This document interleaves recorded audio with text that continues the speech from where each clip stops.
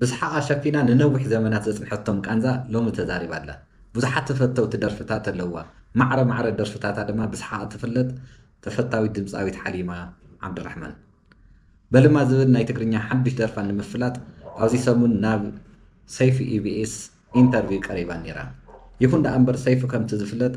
ካብቲ ኣልበማን ብላዕሊ ስለ ኩነታት ሓዳራ ኣጥቢቑ መሊሱ መላሊሱ ክሓታ ኣይተረእዩ ንሳ ድማ ድሕሪ ሕዚ ሓዳር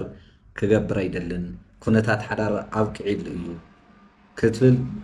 መሊሳ መላሊሳ ተዛሪባ ኣላ እዚ ድማ ንብዙሓት ኣድነቕታን ፈቶታን ብጣዕሚ ምሕዘኒ ኮይኑ ተረኺቡ ኣሎ ግን አልሆነም በቃ አባቴ ስለዚህ ካሁን በኋላ እንግዲህ ያው እንደዚሁ ኖሬ እየሳኩኝ መሄድ ነው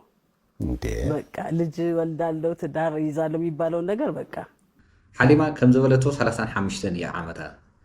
ይኹን እምበር ከም ዝፍለጥ ሓሊማ ንመጀመርያ ግዜ ስራሕቲ ሒዛ ናብ ህዝቢ ዝቐርበትሉ ብ1997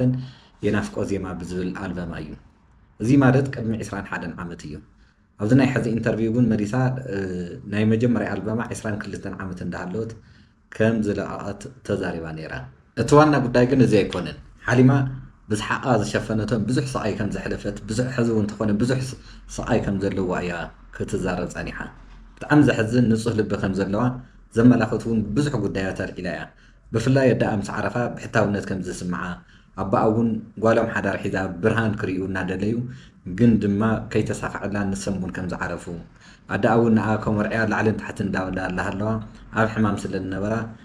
ቅድሚ ንሳ ሓዳር መሓዛ ምምርዓዋ ከም ዝሞታ ከም ኢሉ ብዙሓት ፎቶታን ኣድናቕታን ከዓ ብዙሕ ጨቅጨቅን ንዝን ከም ዝገብሩላ ክትምርዕ ሓዳር ክትገብር ከም ዘለዋ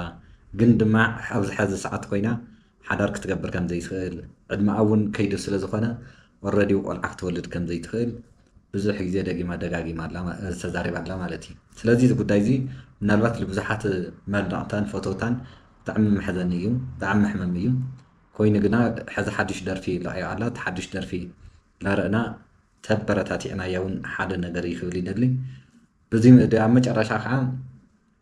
ኦልሬዲ ኣብ መንነታ ከዓ ግልፂ ነገር ተዛሪባ ኣላ ማለት እዩ ትግርኛ ደርፊ ኣውፅያ ዘላ ስለዚ ትግርኛ ከመይ ጌርኪ ትግርኛ ክትደርፊ ክኢሉ ክሓታት ኣሎ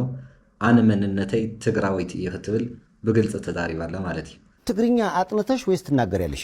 ሳይፊ ትግሬ ነኝ እኔ ስለዚ እዚ ድማ ቅድሚ ሕዚ ኣብ ሓሊማ ዝነበረ ብዙሓት ሰባት ደንገርገር ግልፂ ዝኾነ መንነታ ኣብ ሚድያ ቀሪባ ተዛሪባ ኣላ ስለዚ እዚ ትግርኛ ደርፊ እዚ እናሰማዕና ተበረታቲዕና እያ ከዓ ዝበለፀ ይመስለኒ